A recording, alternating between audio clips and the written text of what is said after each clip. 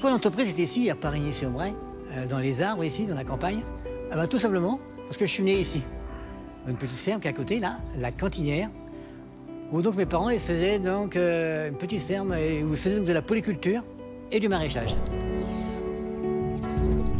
À l'âge de 14 ans, je suis parti donc, faire mes premières formations à Angers pour faire un bac agricole, option travaux paysagers. Et puis après, donc, à l'époque, on avait l'armée. Et après, à l'époque, donc... Tu as fait les pompiers de Paris. Pompiers de Paris. J'étais en forme quand je suis revenu. Et à mon retour, j'ai démarré l'entreprise de paysage chez les parents, à la Cantinière. À la Cantinière, puis il y avait du terrain. J'ai démarré donc avec une brouette. Et puis une tondeuse. Et une tondeuse. La première évolution, quand j'ai adhéré au réseau France Environnement, où ils m'ont fait évoluer sur 2 points importants. Le premier, donc, c'est la vente aux particuliers. Et le deuxième, ils m'ont fait découvrir un produit que je ne connaissais pas, c'est l'enrobé rouge à froid. Et donc le Stade Rennes qui est devenu le Stade Rennes 15 ans après. Donc là, on est dans les années 90. Et là, donc, je faisais comme tous les paysagistes classiques, l'entretien, la création, les pelouses, de taille de haies, les clôtures, les portails. Et puis les piscines aussi. Ah mais même les piscines, oui. Donc la bonne idée que j'ai eue, c'est de me dire, si on faisait des choses plus simples. Si on s'était spécialisé dans les allées, les cours et les terrasses. Donc c'est là qu'est né le concept. 15 ans après. Quoi. Mais pendant 10 ans, on l'a fait évoluer tout seul. Donc de 95 à 2003, là, l'entreprise marchait bien. Mais donc là, on va arriver en 2003, où là, donc, la deuxième grosse évolution, c'est l'arrivée de Pauline sur le marché du travail. Moi, je voulais être décoratrice d'intérieur. Et je me souviens, à la maison, en discussion, qu'est-ce que tu veux faire? Et tu m'avais dit à l'époque, pourquoi pas, mais plutôt décoratrice d'extérieur. Pourquoi pas, oui. Et ça n'a pas été compliqué, tout de suite à adhérer. Suite à ça, cette décision-là, je suis partie à Saint-Brieuc faire mon BTS aménagement paysager. Ensuite, après mon BTS, j'ai fait ma formation dessin assisté par ordinateur là dans le nord de la France. Et pendant ma formation, tu m'avais dit, il va peut-être falloir commencer à rentrer sur le marché du travail. Qu'est-ce que tu vas faire? Tu m'avais proposé de te rejoindre dans l'entreprise, mais à 20 ans, de travailler avec son père, ça ne m'avait pas fait rêver. Mais par contre, ce qui m'avait plu, c'était de créer mon entreprise. Tu m'avais dit, tu n'as qu'à faire la même chose que moi, mais dans le sud Mayenne. Ça m'a plu, parce que je n'avais pas l'impression que d'être chef d'entreprise, c'était si compliqué que ça. Quand on te voyait, on n'avait pas l'impression que tu avais acharné de travail. Parce que le fait de la spécialisation, c'était plus simple. Et donc l'objectif, c'était de démarrer le commerce en octobre 2002 et démarrer les chantiers en mars 2003. Donc je devais recruter les gars, recruter l'équipe et puis démarrer les chantiers.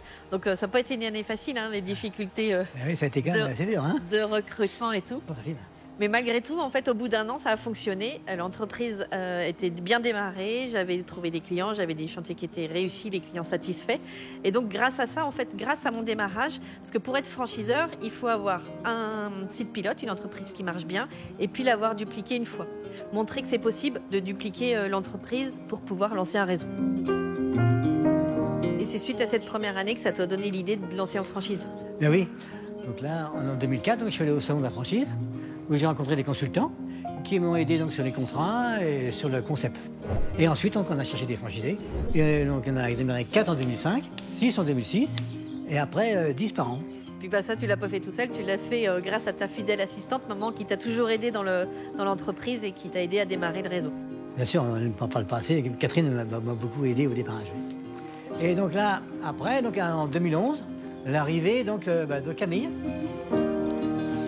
Je suis arrivée dans l'entreprise après avoir travaillé en cabinet comptable. Et c'est vrai que j'aimais bien cet accompagnement du chef d'entreprise, l'aide à la création et au développement de leur entreprise. Mais quand j'arrivais à la fin de mon parcours, du coup, je devais rédiger un mémoire pour mon diplôme d'expert comptable. C'est là que tu m'as dit, peut-être que tu pourrais rejoindre l'entreprise. Et du coup, j'ai choisi le thème du mémoire de l'implantation d'un réseau de franchise à l'étranger. Et pour venir dans l'entreprise, pour m'occuper de la gestion administrative financière et du développement à l'export. Et donc, comme ça, on était un bon binôme avec Pauline pour t'accompagner dans le développement de l'entreprise, avec plutôt mes compétences administratives, financières. Et puis, Pauline, elle avait été en franchisée pendant 10 ans. Et donc, c'est pour ça qu'on est arrivés ensemble. Moi, j'avais comme mission de m'occuper du recrutement, du développement des franchisés et puis de les former. À ce moment-là, on est en 2012. Donc, moi, je vends mon entreprise à Château-Gontier. Je reviens à la tête de réseau pour développer le réseau, continuer le développement. Donc, on a 80 entreprises à ce moment-là. En 2014, on passe la barre des 100 avec plus de 99% de réussite. Et donc c'est vrai qu'on va aussi mettre des services pour accompagner au mieux les franchisés, un service client performant, professionnel, des outils digitaux pour les aider dans leur quotidien, et aussi les produits. Et les produits, là, c'est là qu'on a aussi démarré la Véostar, les pavés la couture, et on a même démarré l'usine de fabrication.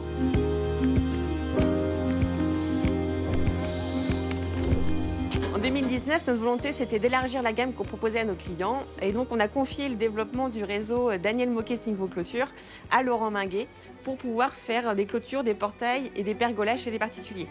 Et pour continuer cet élargissement de gamme, en 2022, on a demandé à Michael Rio de faire le développement Daniel Moquet Sinvo Jardin pour l'entretien et la création paysagère.